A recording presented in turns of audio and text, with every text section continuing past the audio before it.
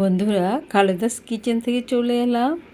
আজকে আমি করে দেখাবো কোরাল মাছ দিয়ে চিচিঙ্গা দিয়ে আলু দিয়ে রান্না।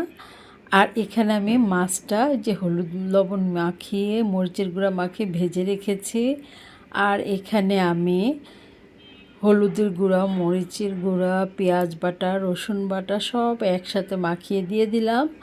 তারপর জিরার গুঁড়া, ধনিয়া গুঁড়া দিয়ে কষিয়ে এখানে আমি আলু একটা চিকন করে দিয়েছি, চিচিঙ্গা দিয়েছি।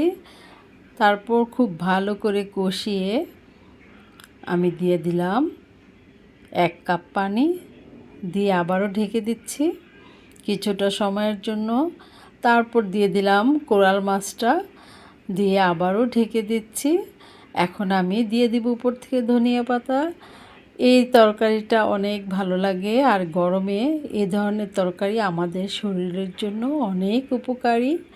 তো সবাই ভালো থেকো, আল্লাহ হাফেজ।